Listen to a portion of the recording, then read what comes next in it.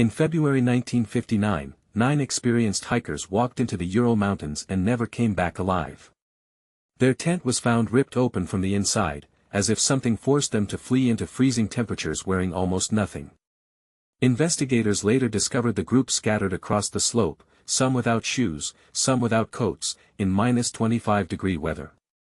2 of the bodies showed massive internal injuries, like being hit by a car, yet their skin showed no external bruising. 1 woman was missing her tongue. Soviet authorities closed the case, blaming an unknown compelling force, and quietly buried the files for decades. Modern theories range from a secret weapons test to infrasound panic to a small avalanche nobody could prove happened. Even with recent studies attempting to explain the trauma, nobody can fully account for why 9 skilled outdoorsmen would rip their own tent open and run barefoot into a blizzard that would kill them within hours. On August 15, 1977, a radio telescope in Ohio picked up a signal so strong the astronomer monitoring it circled the data and wrote one word beside it: wow.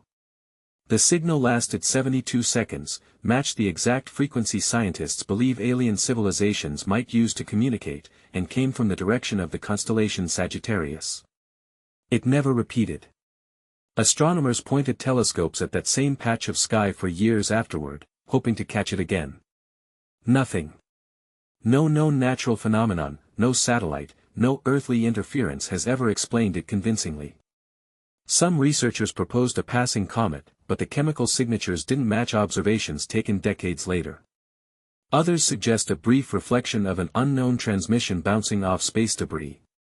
To this day the WOW signal remains the strongest candidate humanity has ever recorded for extraterrestrial contact, a single burst of noise that arrived once, said nothing, and vanished into the dark forever.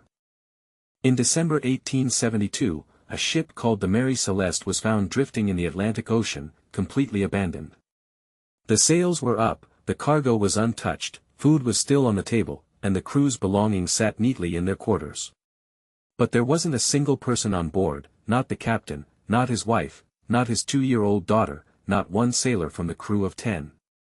The lifeboat was gone, suggesting they left in a hurry, yet the ship was perfectly seaworthy and could have carried them safely for weeks. No bodies, no wreckage, no distress signal was ever found. Theories ranged from mutiny to sudden fear of an exploding cargo of alcohol to a rogue wave that terrified everyone into jumping ship. None of these explanations fully fit the evidence collected at the time. Over a century later, the Mary Celeste remains one of the most famous maritime mysteries because whatever made 10 people abandon a safe ship, they never lived to explain it. Since the 1990s, residents in Taos, New Mexico have reported hearing a low, constant humming sound that seems to come from nowhere. It's been described as similar to a diesel engine idling miles away, but no source has ever been located. Only a small percentage of the population can hear it at all, which made some doctors initially assume it was a psychological condition. But sensitive recording equipment brought in by researchers actually picked up unexplained low-frequency vibrations in the same area, proving something physical was happening, not just imagined.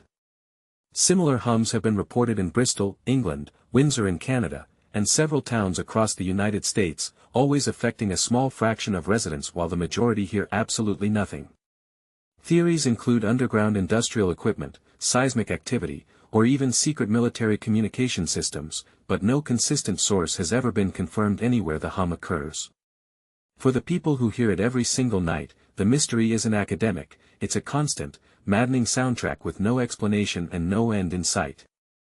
In December 1948, a man's body was found sitting upright against a seawall on a beach in Adelaide, Australia.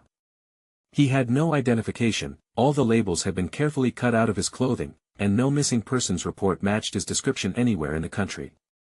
An autopsy found his last meal, a pasty, but couldn't determine cause of death, and toxicology suggested possible poisoning that couldn't be proven. Weeks later, a scrap of paper reading Tamam Shud, meaning finished or ended in Persian, was found sewn into a hidden pocket in his pants, torn from a rare edition of a poetry book. Police found the exact book, tossed into a car nearby, containing a mysterious code scrawled in the back that has never been fully deciphered despite decades of attempts by codebreakers and even modern AI analysis. In 2022, researchers finally used DNA to identify him as an electrical engineer named Carl Webb, but even that discovery didn't explain how he died, why his labels were removed, or what the code actually means.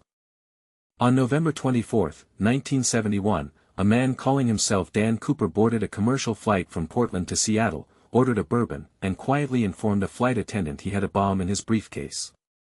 He demanded $200,000 and 4 parachutes, and the airline actually complied, releasing the passengers unharmed once the plane landed.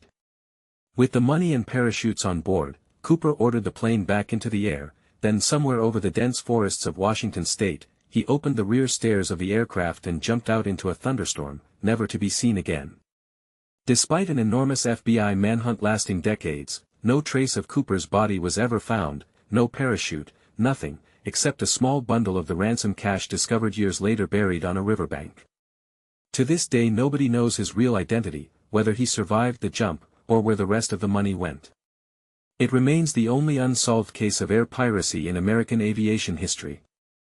In 1997, underwater microphones scattered across the Pacific Ocean picked up an incredibly loud and unusual sound, one powerful enough to be detected by sensors more than 3,000 miles apart. Scientists at the National Oceanic and Atmospheric Administration nicknamed it the bloop, and its audio profile matched the pattern of a living animal far more than any known geological event. The problem was, the sound was far too loud to have been produced by any creature known to science, even a blue whale, the largest animal on Earth. For years this fueled wild speculation about massive undiscovered sea creatures lurking in the deepest, most unexplored parts of the ocean. Eventually researchers concluded the sound likely came from ice cracking in Antarctica, a process called icequake activity. Yet even after that explanation was proposed, some acoustic experts pointed out inconsistencies in the frequency pattern that don't perfectly match known ice fracture recordings. The ocean covers more than 70% of our planet, and we've explored less than 5% of it, leaving room for the bloop to remain just a little bit unsettling. Sometime in the early 15th century, someone created a 240-page book filled entirely with an unknown writing system and bizarre illustrations of plants that don't exist anywhere on Earth, alongside strange astronomical charts and naked figures bathing in green liquid. Named the Voynich manuscript after the book dealer who rediscovered it in 1912, this document has resisted every attempt at translation by professional cryptographers, linguists, and even modern artificial intelligence trained specifically to crack ancient codes. Radiocarbon dating confirmed the parchment is genuinely from the early 1400s, ruling out a modern hoax made from fake old paper. Some researchers believe it's an elaborate medical or botanical text written in a lost regional dialect, others think it's an intricate hoax designed to fool wealthy buyers centuries ago, and a few believe it may be one of history's most successful cipher systems ever created. Whatever the truth is, nobody, not a single expert in 600 years, has ever produced a translation the wider academic community fully accepts. It sits today in Yale University's library, still completely unread.